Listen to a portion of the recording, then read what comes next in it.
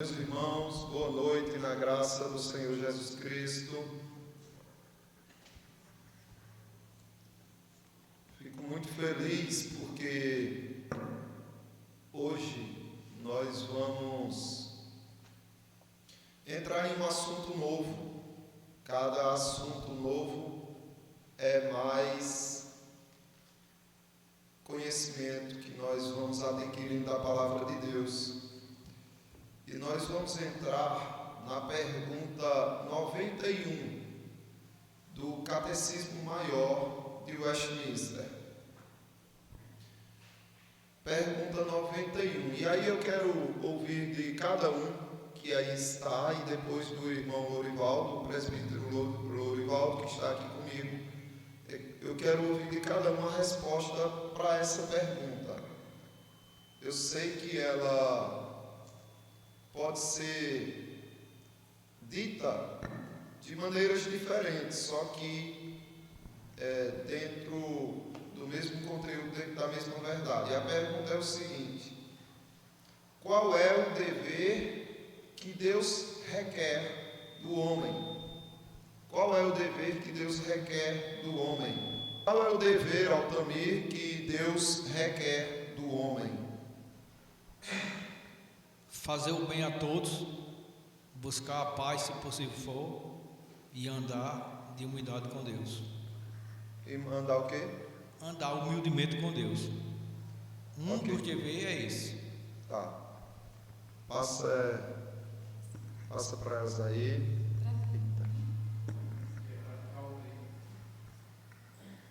O dever que Deus pede do homem seria o de obedecer a Ele e adorar.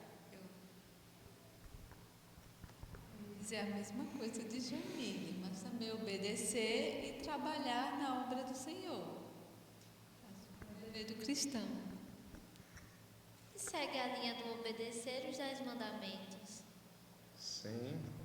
Irmão Lorivaldo, o que o senhor diria? Obedecer os estatutos de Deus e andar nos seus caminhos. Qual o dever que Deus requer do homem? Todos vocês falaram certo. E o final fechou, não é? Essa questão. Porque devemos andar humildemente com o nosso Deus, não é? Fazer o bem a todos, viver em paz se possível e tal. E como vocês foram falando, não é? Adorar a Deus, obedecer a Deus. Só que fechou com os 10 mandamentos, observando os 10 mandamentos. E aí o irmão Lorivaldo foi e concluiu falando da questão dos preceitos do Senhor que se encontram na palavra dele, tá? A resposta do catecismo, ela é bem resumida. Ela diz o seguinte: o dever que Deus requer do homem é a obediência à sua palavra revelada. Ponto. O que Deus requer do homem, o dever do homem é que o homem obedeça a sua palavra revelada, que é as Sagradas Escrituras, o que vocês estão aí com ela, tá?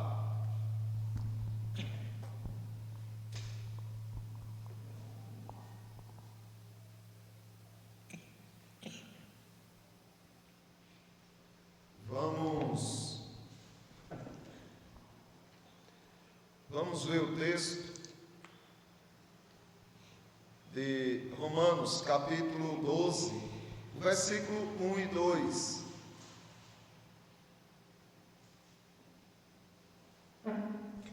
Isso daí tem a ver com a resposta à pergunta: qual é o dever que Deus requer do homem? Veja o que diz.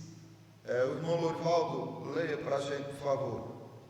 Rogo-vos, pois, irmão, pela misericórdia de Deus, que apresenteis ao vosso corpo por sacrifício vivo, santo e agradável a Deus, que é o vosso culto racional.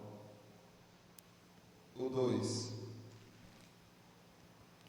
Não vos conformeis com este século, mas transformai-vos pela revelação da vossa mente, para que experimentei qual seja a boa, agradável e perfeita vontade de Deus. Pronto, então nas Escrituras nós vemos o direcionamento de como é você fazer a vontade de Deus, né? De como é você obedecer a Deus, cumprir aquilo que Deus requer de você. E o texto diz que você deve apresentar o seu corpo por sacrifício vivo a Deus. Então o seu corpo tem que ser um sacrifício a Deus. É interessante que o sacrifício que era feito, por exemplo, por um animal, era feito uma vez só por aquele animal. E por quê? Digamos, você tem ali o seu boizinho de estimação, na época lá do Velho Testamento, e você levou para o sumo sacerdote sacrificar. E aí foi sacrificado ao Senhor aquele seu boizinho de estimação. Tem como sacrificá-lo de novo? Tem ou não, pessoal? O mesmo animal não, né? O mesmo animal não. Eu sei que a pergunta parece bem irracional, mas eu faço questão de perguntar: por que não? Porque já morreu. É o sacrifício que foi entregue e foi morto. Então não tem como ser feito de novo, porque Deus não vai aceitar um sacrifício de um cadáver, né? de algo que já foi sacrificado, que já está morto. É o sacrifício de uma coisa viva para que ela morra. E o texto está dizendo que nós devemos apresentar o nosso corpo a Deus como sacrifício. Mas é um sacrifício vivo. Então, a nossa vida tem que estar constantemente diante do Senhor. Nós devemos estar oferecendo o nosso corpo constantemente, continuamente ao nosso Deus. Um sacrifício vivo, um sacrifício em santidade, um sacrifício agradável. E que sacrifício é esse?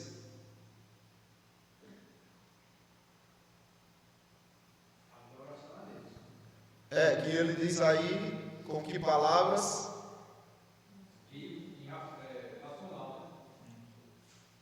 Sim. Sim, o quê? O culto, né? Que é o vosso culto racional. Então, o sacrifício vivo que você oferece a Deus é o vosso culto racional. Com entendimento, com respeito, com reverência. Você se sacrifica a Deus cultuando a Deus. Agora é lógico, o culto a Deus na igreja sim, mas só isso?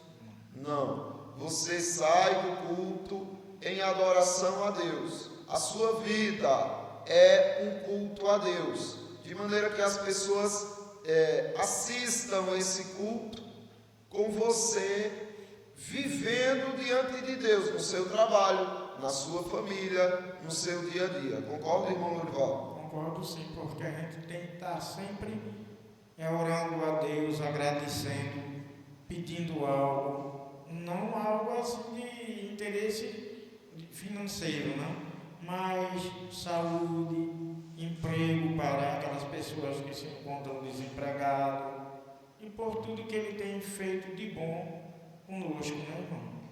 Bem observado, porque veja, o que é que nós, quando a gente vem para o culto a Deus, a gente vem oferecer o nosso culto racional ao Senhor. E como é que a gente faz isso? A gente faz louvando Ele, orando a Ele, ouvindo Ele falar, adorando, não é? Prestando o nosso culto a Ele, tudo bem. Mas e lá fora, como é a nossa vida? A nossa vida é do mesmo jeito lá fora. Só não é um ajuntamento solene, mas é do mesmo jeito. Por quê? enquanto a gente estiver trabalhando, vivendo, andando, a gente tem que cumprir com esses deveres. Cantar louvores ao Senhor, ainda que esteja sozinho ou em companhia de alguém. Na mente você canta louvores, na mente você ora ao Senhor, conversa com Ele. Na mente você ouve o Senhor, à medida que você lembra das passagens bíblicas, à medida que você medita e lembra do que o Senhor falou nas suas sagradas escrituras. Então a sua vida é um culto a Deus. E Paulo está dizendo isso: olha, eu rogo a vocês, meus irmãos, pelas misericórdias de Deus, apresentem o vosso corpo por sacrifício vivo, santo e agradável a Deus, que é o vosso culto racional. Então, como é que nós devemos obedecer ao Senhor? Como é que nós devemos cumprir aquilo que Deus requer de nós? É nos moldando a sua vontade. É a gente se moldar à sua vontade. Por quê? Irmãos, o mundo, nossa natureza e o diabo são três inimigos terríveis que precisam ser vencidos. No entanto, eles têm muita influência sobre nós. Tem muita influência. Veja, o mundo ele não tem tanto poder. O diabo também não tem tanto poder. Agora, a nossa natureza corrompida, ela tem poder sobre nós. Ela é que é o pior inimigo a ser vencido. O diabo é fichinha comparado ao coração do homem. O mundo é fichinha também. Porque veja, se Satanás tem alguma influência sobre a sua vida, ele só tem por quê? Agora eu quero que o povão aí responda. Porque a nossa natureza é pecaminosa. Porque a nossa natureza dá esse espaço. Deus colocou em nós uma nova natureza, tudo bem, mas o velho homem ainda fede dentro de nós.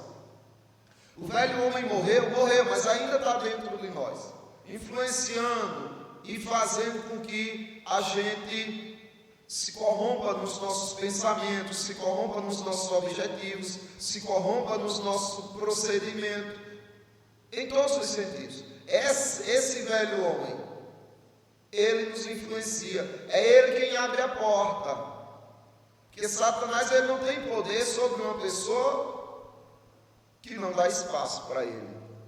Por exemplo, alguém conhece um que venceu perfeita e completamente o diabo, todas as suas tentações, ou não? Só Jesus. Cristo, né? Isso, Cristo, somente Jesus. Veja bem, Jesus Cristo, ele venceu o diabo, mas ele venceu porque ele não deu brecha, ele não deu espaço para que o diabo tivesse alguma autonomia sobre ele. O diabo vinha com a tentação, ele rebatia com as escrituras. O diabo vinha com a tentação, distorcendo as escrituras, ele rebatia, corrigindo a forma correta de entender as escrituras. Então era uma tentação e uma lapada com as escrituras, era uma tentação e uma reação com as escrituras, até que o diabo perdeu as forças e fugiu. Assim era conosco, ele não ia ter força nenhuma contra nós, caso a gente não desse espaço a ele. Então ele só tem o poder que tem sobre nós, o mundo só tem a influência que tem sobre nós, por causa de algo que tem dentro de nós, que é o coração ainda pecaminoso. O senhor concorda, irmão Lorival? Concordo, sim. Como o Tiago nos diz, né? Resistir ao diabo que ele fugirá de vós. Tudo aquilo que a gente acha que é uma grande vantagem, que vai fazer, mesmo sabendo que no futuro vai sofrer consequência, evite aquilo ali, porque evitando, o diabo sempre vai fugir, porque ele está vendo que está tentando, mas ali ele não tem condições porque a pessoa está como se fosse brindado. A pessoa lembre-se de Cristo, as regras que Cristo nos ensinou, e a gente tem que sempre estar nos vigiando a nós mesmos, porque o homem é muito falho. Se qualquer deslize que ele pensasse, eu faço algo agora, mas depois eu corrijo isso. Evite o primeiro contato. É verdade, é o que o texto aqui, o versículo 2 diz: e não vos conformeis com esse século, ou seja, não se moldem a este século, não se acostumem com esse século, não se conformem com este mundo, não aceitem esse padrão mundano. Pelo contrário, transformai-vos pela renovação de vossa mente. Se transformem ao oposto deste século. Então, este mundo caminha por uma direção, você tem que nadar contra essa maré. Você tem que ir contra esse direcionamento que o mundo vai. Transformai-vos pela renovação da vossa mente. Quando a gente se molda ao Senhor, quando a gente se conforma à vontade de Deus, aí, pessoal, a gente experimenta. De fato, a gente experimenta qual é a boa, a perfeita, a agradável vontade de Deus. Aí a gente experimenta. Mas a gente tem uma facilidade muito grande de experimentar o pecado, em vários sentidos, em coisas que a gente até não imagina que é pecado. Deixa eu perguntar uma coisa para vocês. A tristeza é pecado? Não. É pecado. É ou não é? Eu acho que sim. Pronto, tudo bem. Jesus Cristo ficou triste? Em algum momento sim, né, irmão? Então Jesus pecou? Não. Mas ele permaneceu naquela tristeza. Então vamos lá. Vamos tentar se aprofundar nessa questão. Pergunto de novo. A tristeza é pecado?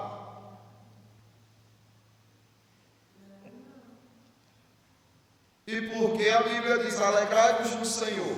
Outra vez digo: alegrai-vos. E não brota de vocês a raiz de amargura e tristeza. Sim. Então, fala. Eu acho que nenhum sentimento seria pecado. Encosta ele. Nenhum sentimento seria pecado. Por exemplo, a raiva não é um pecado, mas sim o que você faz e deixa ela te dominar. A tristeza não é um pecado, mas se você deixa ela te dominar e você faz coisas por causa dela, se torna pecado. Passa para o Tony aí. A questão do pecado, eu entendo assim, que se continuares triste, né? Porque entristecido, porque podemos ficar. O apóstolo Paulo entristecido, mas não abatido. E abatido, mas não desanimado. Então, continue para cima. É isso aí. O Jamil colocou bem, o Altamir colocou bem. Veja, nós precisamos entender isso. Por exemplo, se a gente disser que tristeza é pecado, a gente incorre no erro de nunca se arrepender dos nossos pecados. Porque quando a pessoa se arrepende de algo, esse sentimento é de alegria ou de tristeza? Alegria. Não, eu estou dizendo assim, veja, o senhor pecou, e agora o senhor está arrependido, envergonhado porque pecou. Nesse momento o senhor está alegre ou triste? Eu me alegro. Bota aí, coloca. Eu me sinto alegre quando eu faço algo que reconheço que eu estou errado. Aí então eu me alegro na minha alegria porque corrigiu aquilo ali. Pronto, tá certo. Então, deixa eu perguntar de outra maneira. Quando o senhor peca, o senhor se alegra? Não. Então, essa tristeza é santa, é boa ou é ruim? Essa tristeza de quando a gente peca é ruim. Não. Então, é melhor a gente se alegrar quando a gente peca? Não, tem que se arrepender, porque... Não, eu sei, eu estou perguntando assim. Quando a gente peca, nós devemos ficar tristes ou alegres? Triste. E quando a gente fica triste, essa tristeza foi boa ou foi ruim? Olha, depende, irmão, porque se a gente perde um ente querido, Não, tudo bem, Eu estou falando assim, a do pecado, a tristeza do pecado, vamos analisar. Vamos lá, digamos que eu bati em uma pessoa, fui injusto com uma pessoa.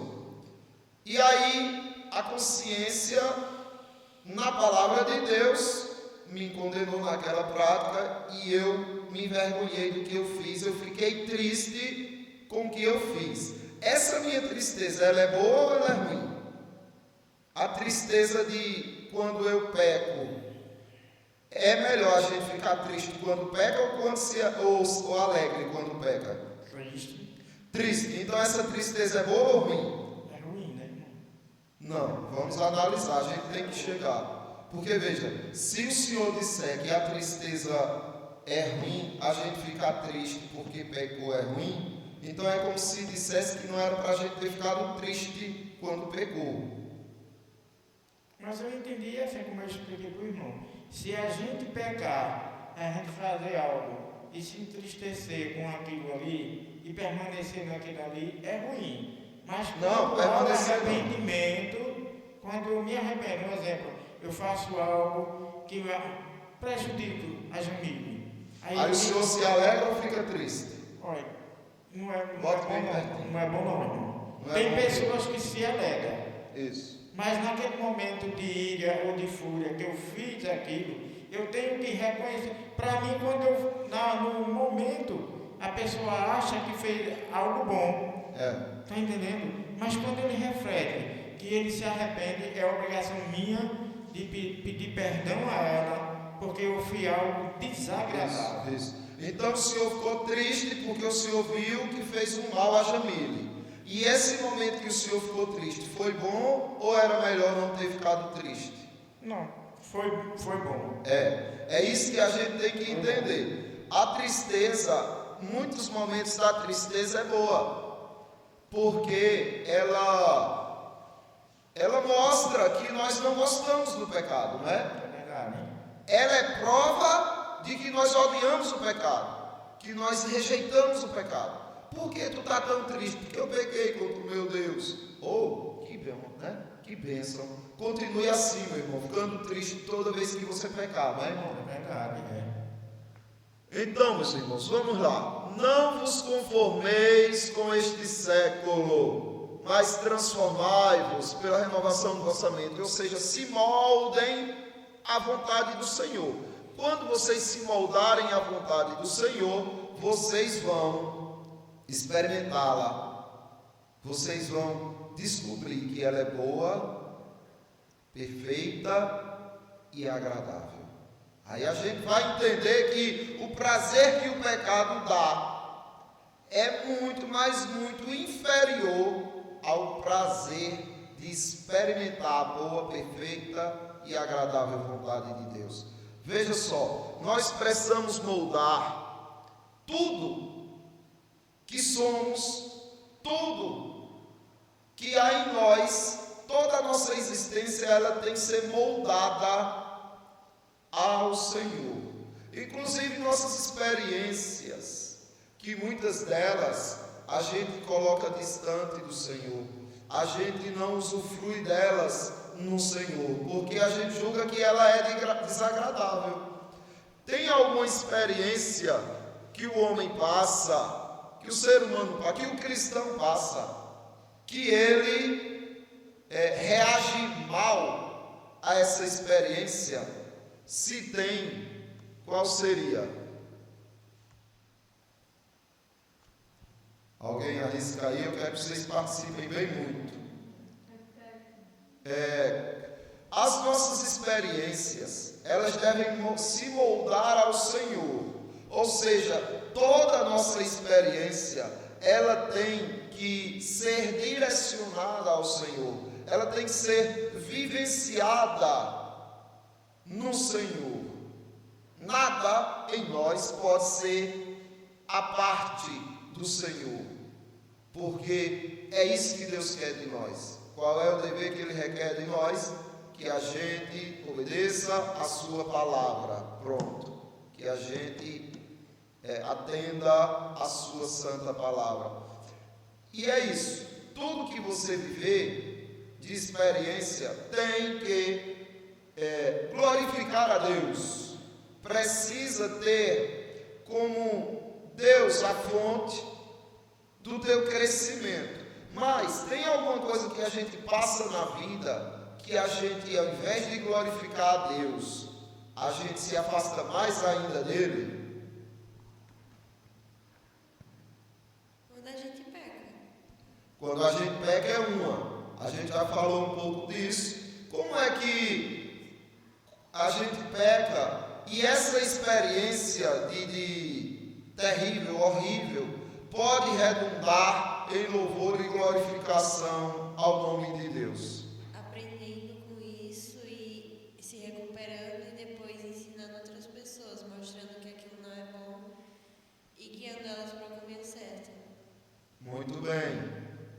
O senhor concorda? Tem alguma coisa a acrescentar a esse parecer de Jamile? Não, Jamile falou corretamente. Coisas que a gente às vezes faz que não agrada a Deus, às vezes é que a pessoa nos convida para alguma coisa que eles fazem, assim, em homenagem a outros deuses, então não cabe a nós não ir, porque já me convidaram para isso aí, eu esclareço logo, eu não vou participar disso aí, porque isso aí não glorifica a Deus, não honra a Deus, não vou, porque a gente pode ir para satisfazer o amigo e desagradar a Deus, então não é correto. E tudo isso que você tem de bagagem, de instrução a dar, é muita coisa que você passou, aprendeu com a experiência, aprendeu com seus erros, observando nas Sagradas Escrituras. Mas, por exemplo, um acidente, um fracasso, um prejuízo,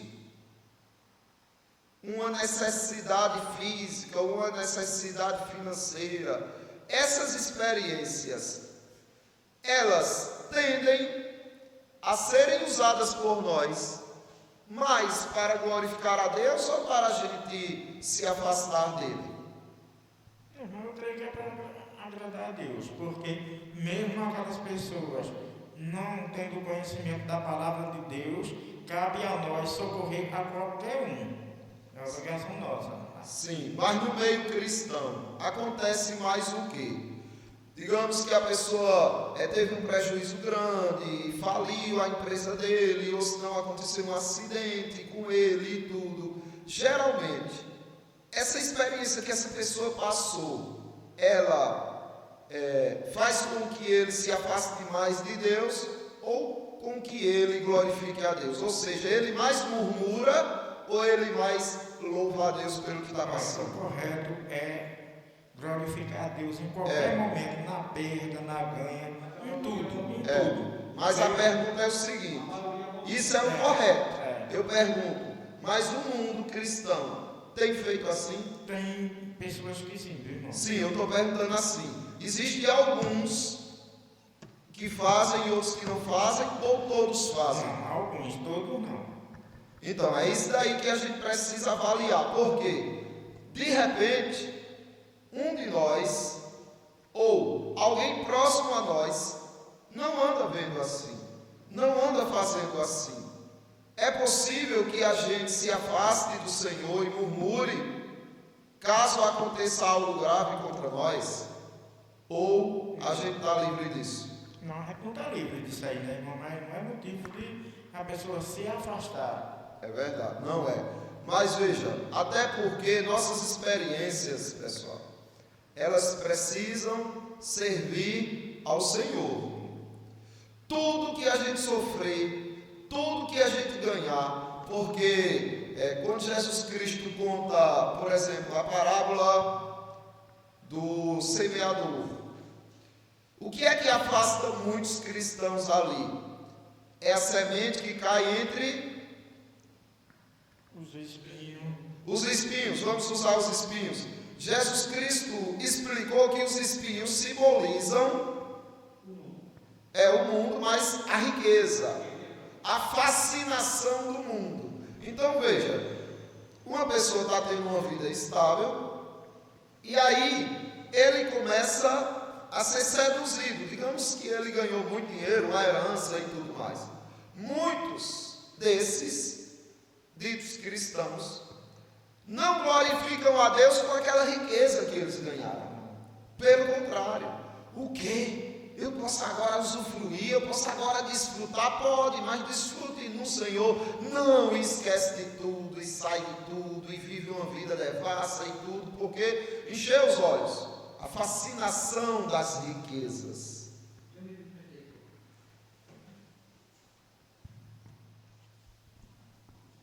Pode falar, Tom. Não, porque eu fico surpreendido, sabe? Antes de conhecer a nossa igreja, quando eu vivi lá no meu Pentecoste, todo mundo lia esse versículo: tu posso tudo naquele que me fortalece.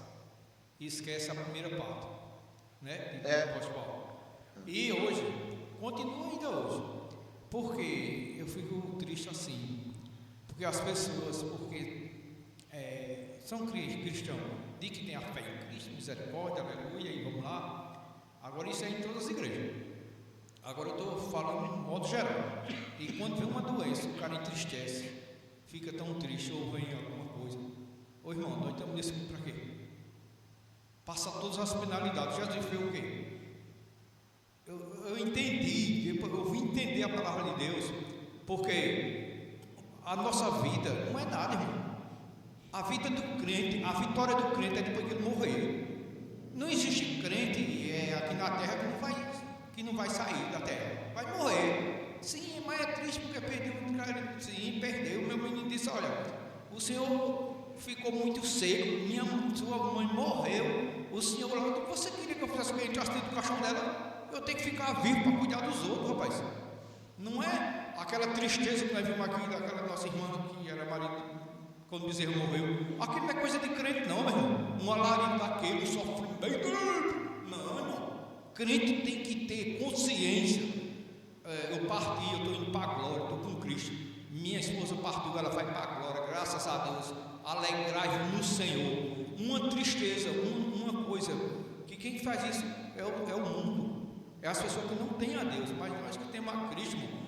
Vamos passar por tudo, suportar tudo, viver na fé. Minha mulher disse: tu hoje não gosta mais de ninguém, não. Eu digo: quem não gosta? Eu amo a Deus, rapaz, e amo a palavra dele. Eu sei para onde eu vim, para onde eu vou, porque a palavra de Deus é quem nos capacita, nos ensina. Eu vejo pessoas aí que, em vez de honrar a Deus com a palavra de Deus, eles desonram, porque nós temos que se alegrar.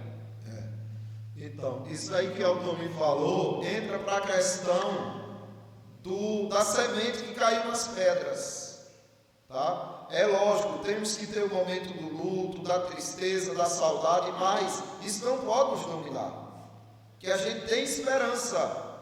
Nós não somos como o mundo que não tem esperança. Então a esperança nos alegra, certo? No entanto, justamente. E aí Jesus Cristo disse: olha, tem outro grupo que recebe a palavra e até se alegra, se regozija. Nossa, que palavra maravilhosa! Mas de repente caiu nas pedras. Ela até nasce, mas quando vem o sol, ou seja, o sofrimento, a perseguição, as angústias, ela murcha, porque não tem raiz, ou seja, começa agora a praguejar, dizer que não aceita e que não quer uma vida dessa e tudo mais, e se afasta. Então nós precisamos entender que toda experiência precisa glorificar a Deus. Se você está se divertindo muito, tem muito que usufruir dos bens que Deus te concedeu, faça isso no Senhor. Para que se afastar de Cristo? Para que se afastar da igreja? Para que se afastar das coisas que você vinha fazendo? Só porque ganhou coisas do mundo? Então você estava de fachada. E aí você resiste e diz: não, vou usufruir disso que Deus me deu, mas de maneira que Ele seja glorificado. Perdeu tudo? Não vou murmurar, não vou me afastar, porque Deus tem que ser glorificado no meu fracasso. E aí você continua servindo a Ele com alegria, com fidelidade, na dor, no sofrimento, mas com alegria. E aí o povo diz: nossa, nunca vi, esse cara é desse mundo mesmo, essa menina é desse mundo mesmo, porque não faz sentido. Mas é lógico, o cristianismo não faz sentido para é a esperança, não é, que o alegrava. Então, irmãos, vamos ver aqui em Romanos, capítulo 5, do 1 ao 4. Nós vamos terminar com 2 textos aqui. E eu vou deixar uma lição de casa para os irmãos. Veja, nós precisamos moldar a nossa vida à vontade de Deus. Mas a nossa vida diz respeito a tudo que vivemos. Aos nossos costumes, aos nossos hábitos, aos nossos sentimentos, aos nossos pensamentos, ao nosso comportamento. Moldar-se à vontade de Deus é todo o teu ser, tudo que você vive, glorificar a Deus. Veja, Paulo diz aos Romanos, capítulo 5, do 1 ao 4, o que é, irmão?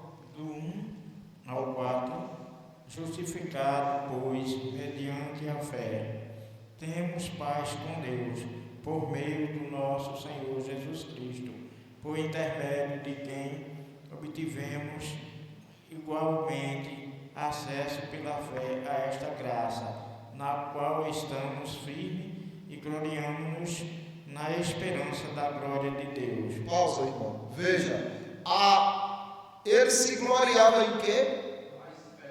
Na esperança da glória de Deus. É o que falamos agora. O que é que faz com que a gente resista contente com o Senhor as coisas ruins? O que é que faz que a gente resista à tentação de se afastar do Senhor nas coisas boas? É a esperança da glória de Deus. Continue. E não somente isto, mas também nos gloriamos nas próprias tribulações. Pausa, irmão. Nos gloriamos nas próprias tribulações. Tem crente que acha que não, né? Diz que não passa pela tribulação, né, irmão? Então, nos gloriamos nas nossas próprias tribulações. Nós louvamos ao Senhor, nós nos alegramos no Senhor pelas tribulações que nós passamos. Por quê, meus irmãos? Leia. Sabendo que a tribulação produz perseverança. Pronto. Por quê? Porque, irmãos, isso é o lapidar de Deus. Deus está trabalhando com pedras brutas. Ele está fazendo dessas pedras brutas diamantes. Para lapidar essas pedras brutas, vai precisar muita tribulação, muito calor. Mas esse calor vai produzir perseverança. Depois que você passa pela riqueza e glorifica a Deus, você olha para trás e diz: nossa, obrigado, Senhor. Pode falar. Quando Paulo agiu com o espinho na carne, que ele pediu para o Senhor tirar, e quando ele não tirou, ele se alegrou com isso. Isso, justamente. O fato do... Pronto, Paulo está dizendo aqui, olha, nós nos gloriamos na própria tribulação. E ele não está fantasiando, não. Porque, como o Jamil colocou, ele passou por uma tribulação terrível. E quando ele viu que não tinha solução e que aquilo dali servia para ele se tornar forte em Cristo, ele disse: eu quero, eu me conformo, eu aceito essa tribulação. Aí depois ele diz: sabendo que a tribulação produz perseverança, a pessoa fica forte. E o que mais, irmão? E a perseverança, experiência, e a experiência, esperança. Pronto. Você só vai ter esperança se você souber lidar com a tribulação de maneira que Deus seja glorificado. Se depois da tribulação você perceber a perseverança que você adquiriu, essa perseverança, essa vida contínua de resistência, faz de você uma pessoa muito experiente. Em quem? Em Cristo. Em Cristo. E essa tua experiência em Cristo vai dizer: Ele nunca me deixará. Olha o que eu já passei, olha o que eu já superei. Ele me fez chegar até aqui. Então você vai adquirindo cada vez mais esperança. E para terminar, vamos ver aí em Pedro, primeira epístola de Pedro, capítulo 2, do 1 ao 3. Despojando-vos de toda maldade, de toda hipocrisia, inveja, de toda sorte de maledicência. Pronto, dê uma pausa. Observe. Lembra lá do texto de Romanos? Né? Olha, não vos conformeis com esse século.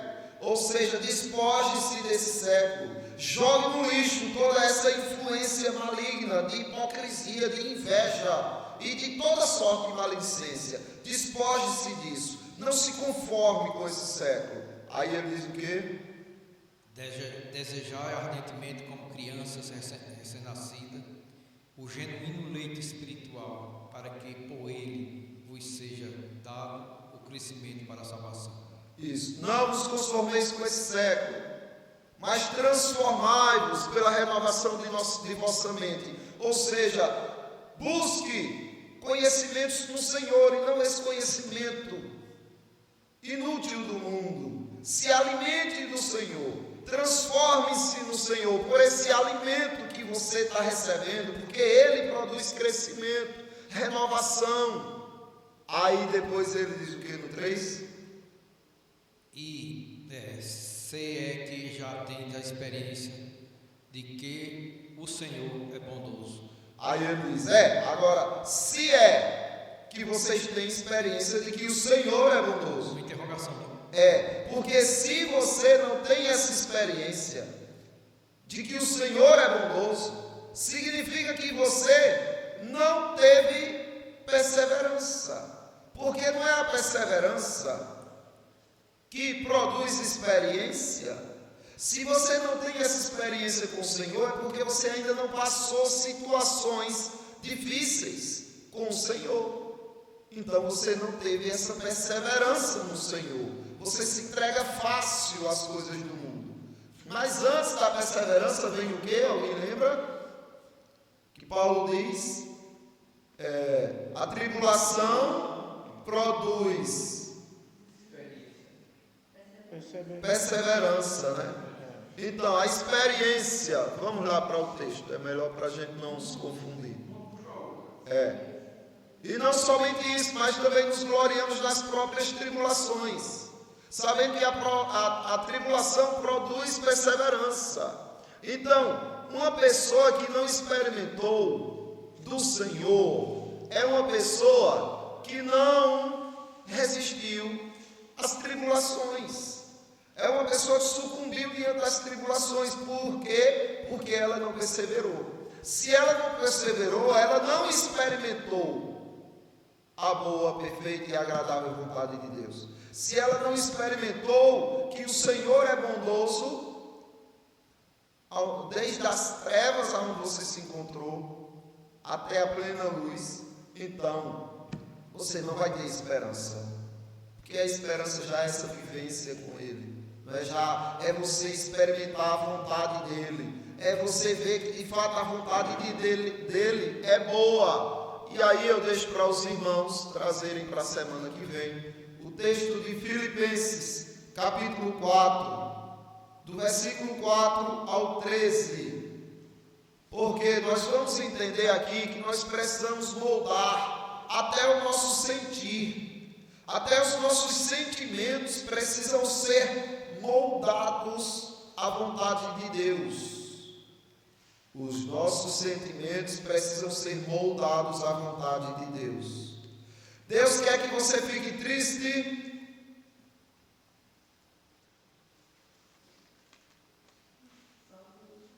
Jéssica disse que quer. Passa aí para ela se explicar. Pega aí, Jéssica. Jéssica. Hein, Jéssica? Por que ele quer que você fique triste? Peraí, escora mais aí. Quando a gente peca. Isso. Deus quer que você se entristeça quando você peca. Então, isso é moldar os seus sentimentos de tristeza à vontade de Deus. Mas Ele quer que você se alegre nele sempre. Então, é como o irmão Lorival colocou no começo. Se eu me arrependo, me envergonho, eu devo olhar para esse meu sentimento de tristeza, de vergonha e me alegrar.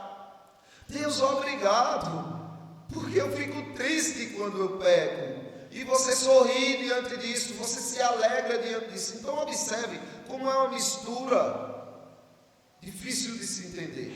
Porque o Evangelho de fato é loucura para o mundo, não é? E aí é difícil de entender, mas nós precisamos crer e confiar nisso. E aí nós vamos moldar os nossos sentimentos à vontade de Deus. Paulo está dizendo aí, em Filipenses capítulo 4, versículo 4, alegrai-vos sempre no Senhor. Outra vez digo, alegrai-vos. Só que na continuação, ele vai dizer que nem sempre você vai estar alegre, porque vai ter situações que você vai estar ansioso. Mas aí, como é que você molda esse momento de ansiedade à vontade de Deus? Tragam para mim essa resposta no próximo estudo da semana que vem, tá? Deus abençoe os irmãos. Amém. O estudo passou um pouquinho da hora, mas foi necessário.